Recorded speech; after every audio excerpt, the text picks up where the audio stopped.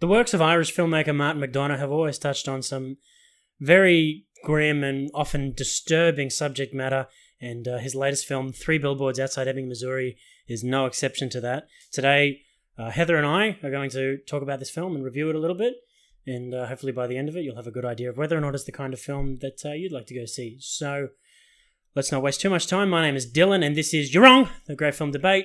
And as I said, I have here with me today... Heather. Bam. All right. So, just a quick bit of background, a bit of history. Martin McDonagh's done 2 other films, In Bruges and 7 Psychopaths. Both were black comedies. Both of those last 2 films had Colin Farrell. I always get mixed up. Colin Farrell is the lead with his native Irish accent. This film is an exception. There is another actor who's part of all 3, but I can't pronounce his name for the life of me. He's the bald guy.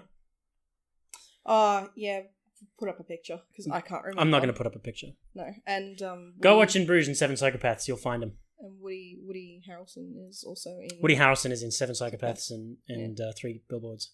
So to sum up this film, 3 Billboards Outside Ebbing, Missouri, is about a woman seeking not necessarily vengeance but justice for the death of her daughter.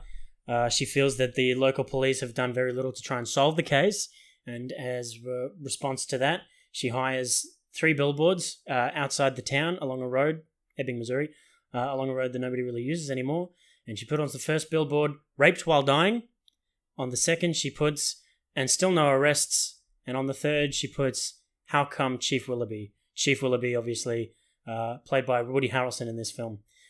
So, what did you think this movie was going to be about when you went into the trailer? Or the tone? I was expecting it to be much like 7 Psychopaths. Not so much In Bruges. In Bruges was very drug induced.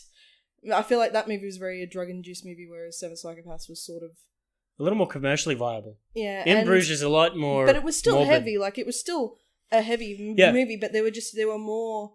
It was funny. There was more of a focus on the funny scenes rather than the heavy scenes. It's the difference between like Pulp Fiction and I would say like Inglourious Bastards or Django. Both films are very commercially viable. I reckon maybe it's just because it's Tarantino, whereas Pulp Fiction was very different. Plus, and obviously Django and I've forgotten the other one. Inglourious Bastards more or less follow a linear structure, whereas Pulp Fiction didn't. Yeah. No, that's fair. But I know what you're saying. Like Pulp Fiction's very gritty, very kind of gnarly, and then as he's gone on, he's developed his craft a little more. So they're a little less raw. Yeah. So, what do you think? So, you thought it would be a little more like In Bruges than... I thought it would be... Oh, you thought it was going to be more like 7 Psychopaths. 7 Psychopaths. But, it was pretty much exactly how I thought it was going to be. Not so much towards the ending. The ending, I didn't suspect it. And I didn't expect it to turn into... I will say, this is a 100% a spoiler podcast. Yeah. We're not going to try and avoid it. We're just going to say whatever comes to our minds. Yeah. Some of them will be spoilers. Just a warning. Yeah. Fuck, I forgot what I was going to say. You thought it was going to be more like 7 Psychopaths, a little lighter.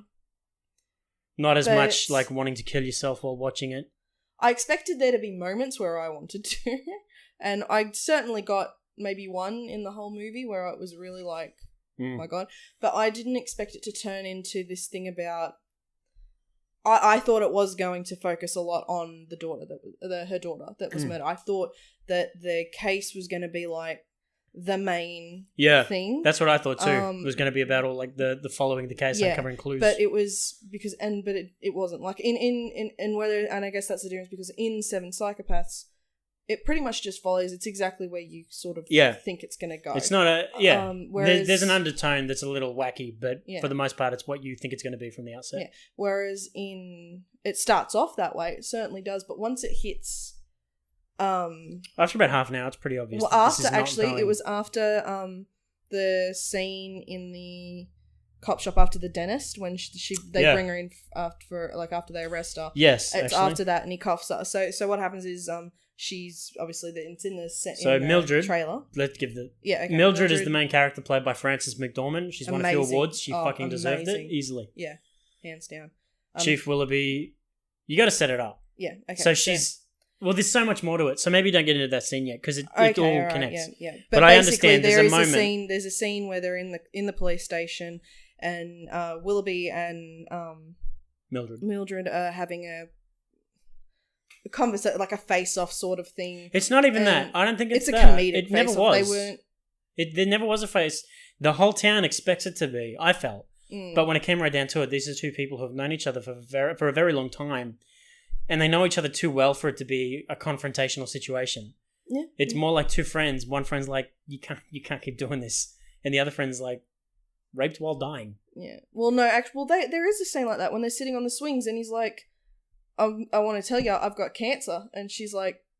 But it's still not, I still would not call it confrontational. It's not. I disagree. It's more... It's not what you would expect. It's a more realistic confrontation. It's not like good guy, bad guy. No. He's the fuzz. She's the downtrodden mother just wanting justice. Which is what it makes it, the trailer. That's what the trailer makes it out to be. But this is a very complex film that yeah. could not be summed up very well by a trailer. And if it was, people wouldn't go see it. I couldn't believe how fucking packed the cinema was. Oh yeah, it was. Like yeah. because we've been watching Martin McDonagh's films since In Bruges. Like I got you into In Bruges, and then we went and saw Seven Psychopaths when it came out at the cinemas. These were not hugely successful films in terms of like commercial audience. Yeah. They were big award movies. They got a lot of critical response. But not In Bruges more than Seven Psychopaths. Not a huge following. No, they weren't like... It's not like when someone comes out and says Martin Scorsese's got a new film or Steven Spielberg. This movie really drew people in. I couldn't believe how many people were there. It's interesting. I kind of like it and I kind of don't. I don't know. The hipster side of me is like, all these motherfuckers, they don't get it. They don't understand. There was a lot of advertisements. So there was a lot of advertisements. So it could have just been a thing. I'll be curious to see. Let's give it a go. I'll be curious to see what his next film is like. Because his brother, what's his name? I think it's Michael Douglas McDonough. No, not Michael Douglas. That's not right. No. He's got a brother and he directed kind of the same path as Martin in that he directed two very low budget, small, critically successful Irish films, The Guard and Calvary. And the next one he did was War on Everyone. That was so yeah, and that was his first foray into America, proper American cast and all that. But it wasn't nearly as successful as Three Billboards is. And I wouldn't. It's more of a comedy. Like the War on Everyone is basically what In Bruges or Seven Psychopaths were. Yeah, it doesn't have that same depth to it. Okay, so yeah, I kind of had the same feeling. I thought this movie was going to be. I didn't think it was going to be a riot. It was a lot funnier than I thought it would be. I expected comedy. Really? Yeah. I didn't think it was going to be that funny. Looking at the source material, I'm like, okay, he's drifting into a more intense and serious subject matter, so it's probably going to move away from the comedy, but it was a lot funnier than I thought it would be. I thought there was going to be more focus on the humor, if I'm honest. No, I didn't expect that at all. Frances McDormand was so fucking funny. The whole cast. Actually, if you're going there because Peter Dinklage is in it, he's in there for all of 5 minutes. Well, like I mean, very it's a good small role, and I'm not making a joke. But he's good while he is on screen. He's fine. Good. He's it's not. Just there's not anybody could have played it. Like, and literally anybody. You could have dragged anyone off the street. It didn't have to be Peter Dinklage. As opposed to Sam Rockwell's role. Yeah, he's real good at playing. Not so good with the thinking characters. But we'll get into that in a second. Yeah, it really subverted my expectations. I thought, okay, it's gonna be intense. His movies always are. It'll have a degree of humor. It doesn't look as funny as the others were, and I was really surprised. People talk about like perfect films and all that. Like you see 5 out of 5 ratings, and that always annoyed me because it's a subjective thing. The thing is, my version of a 5 out of 5 film is a perfect version of what it is, and Three Billboards fits that bill. There is not a single thing that I could think of that would improve that film. It doesn't need it. Don't touch it. Yeah. It's kind of like Jaws. It's like the only thing that is exactly what it needs to be. You don't fuck with it, and that's what that film is for me. So it's a perfect film. I do agree, but I just want to clarify. I don't think they should change it because at first I thought they should, but the more the ending. Yeah, but the more I thought about it, the more I'm like, no, it should have stayed like that. Yeah. But because it does. It's meant to make you think. It's not if you're going there for like a perfect sort of wrap up, like Seven Psychopaths has a bit of a wrap up. In Bruges again has, like, you know, it's sort of, at the end, you get a sense of... 7 Psychopaths end with the guy being shot, and he's like, I don't know if I'm going to live or die. No, that's in Bruges. That's in Bruges. Yeah. Both of them, I argue that they both... This was a big thing. We went with They're both open-ended, but they give you a sense of closure. I got a sense of closure from this one as well. I didn't. But I had to look for it, but I found it, and I agree with it. Yeah, well, that's the point I was trying to get to. Right. But yeah, if you're going into this movie thinking that you're going to get this is an unorthodox story, very unorthodox, and it's complex. It's kind of like a magic trick. It's complex. It is. It's not by no means just a... It's kind of like a magic trick. It uses the thing that you think it's about to divert your attention away from what's really happening. And then when the end happens, you're like, oh, okay. Yeah, but we went with friends. With the prestige. Yeah, like, we went with friends and they didn't get the ending. No, they didn't get it. But, like, one's a movie buff, one likes movies, he wasn't really a movie buff. But, and they didn't like the endings at all. And it's just, I guess it also comes down to taste. And if you haven't seen these movies before, I've said this once, and I'll say it again, I'll admire anything that tries to do something different. Yeah. And this wasn't necessarily an attempt to be different. It was very clearly to me the end goal the whole time. Once I understood why it was that way, and we'll explain the ending in a minute, once I realized why it was that way, I was like, well, that makes sense. That's probably the goal the whole time. So, 7 Psychopaths, and again, spoilers, I've given all the warnings I'm going to give. It starts off, you think it's the story of this woman getting justice for her daughter. It's not. You spend a lot of the film trying to figure out if they're ever going to find the killer. We're going to go ahead and say they don't. They never find the man who killed her daughter.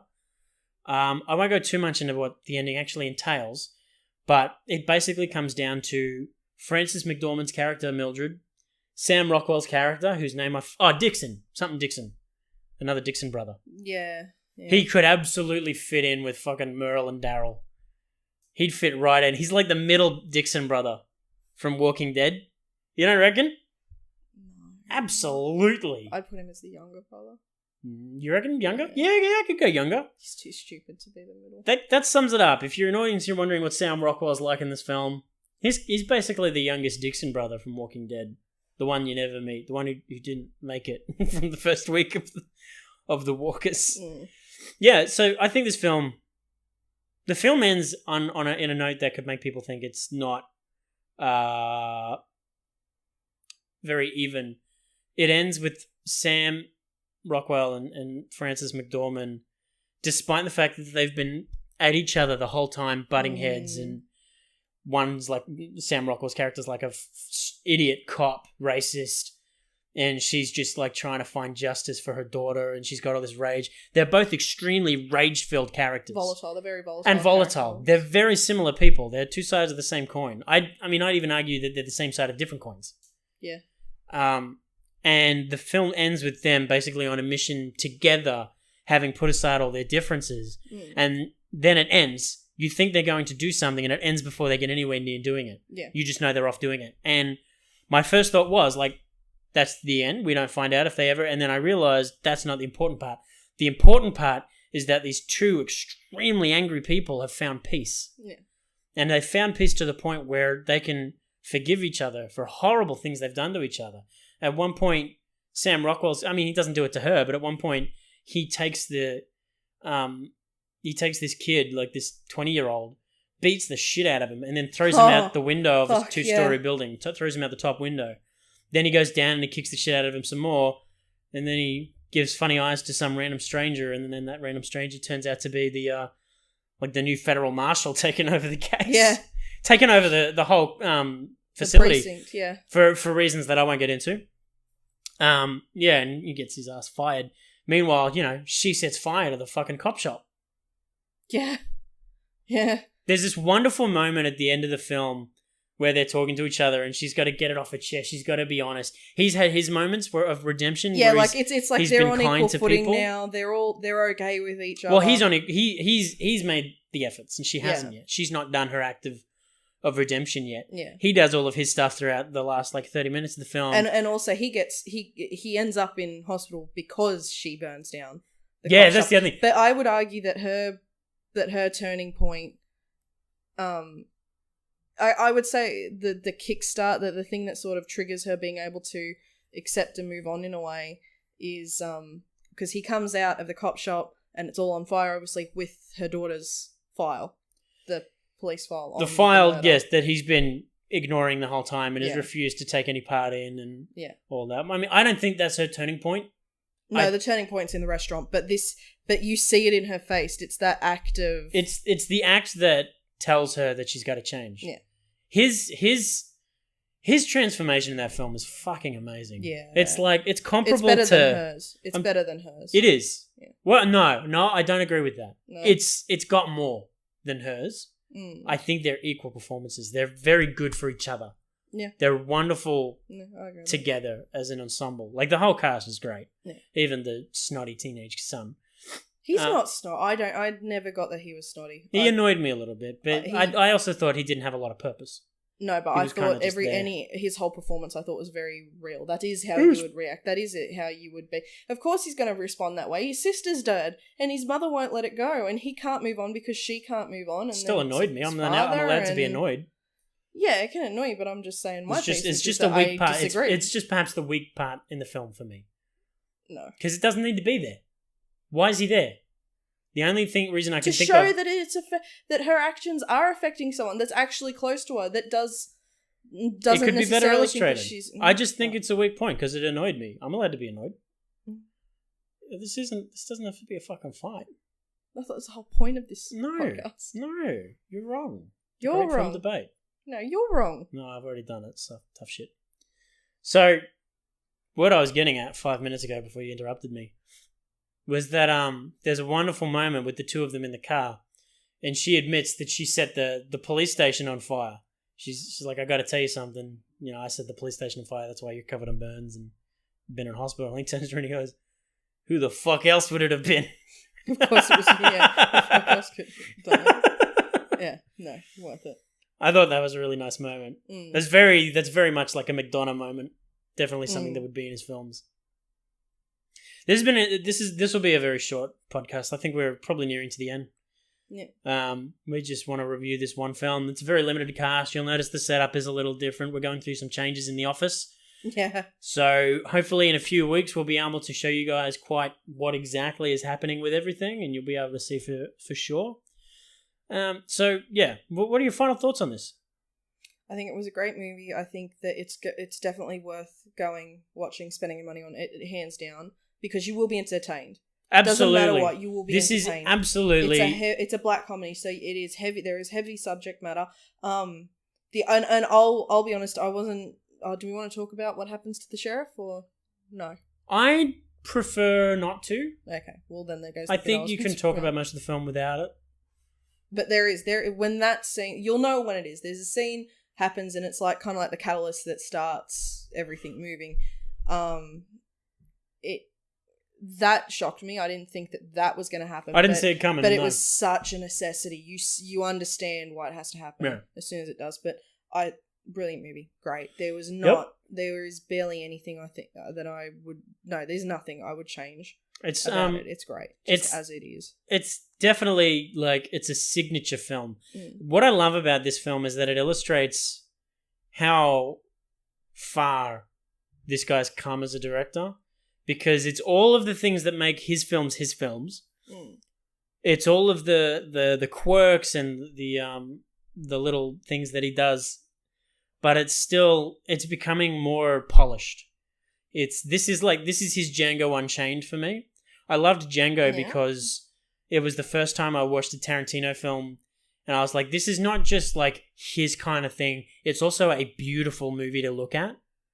And I thought Three Billboards was the same thing. It's not just a Martin McDonough film. It's not just like a black comedy. It's a fucking beautiful thing to look at. It's a wonderful piece of cinema. And the humans as well. It's not, oh my God, they're all just batshit crazy and there's a storyline. They're very real. Yeah. They're humans. They're real while also, having his own sort of voice. Conversely, if you look at an Aaron Sorkin thing, he's the guy who created the Newsroom he's the guy who created the Newsroom and West Wing. Yeah. You watch the West Wing and the Newsroom, it's the same. They're all the fucking same characters. They all sound exactly the fucking same. Yeah. There's no difference. And it's interesting, but it's only interesting once. And whereas with this guy, with Martin McDonough, it's always a little different. It's always different characters thinking about different things. In Bruges was about accepting guilt and moving on and understanding that there are things you can't change. I'm not really sure what Seven Psychopaths was about. It was a bit of a fucking clusterfuck. Yeah. This is definitely a film about rage and letting it go. It's a perfect pairing of what he was trying to create in Bruges and Seven Psychopaths. You think? Yeah. It's definitely his best. Yeah. Definitely. Easily his best film. Hands down. All right, guys. Well, I'm happy to wrap this up now. What about you? Yeah. 20 minutes. You're the host. A nice short podcast. Next week, we'll be reviewing Guillermo del Toro's latest film. I won't get into too much about how we feel about it, but it will be The Shape of Water. And hopefully you'll see you'll see us again next week. It'll be a similar setup. If you like this video, if you're new to us, like and subscribe. Follow us. We're on Facebook as well. Instagram, Twitter. We're on a few other things. Yeah. And check out our All website. the medias. Yeah. Check out our website as well. secret-source.media. You'll also find some blog posts there and some things that. Links. Yeah, we'll put it all. I don't do that. I should start doing that. Yeah, you should start doing it. Alrighty. Thanks, guys. Have a good one. Bye.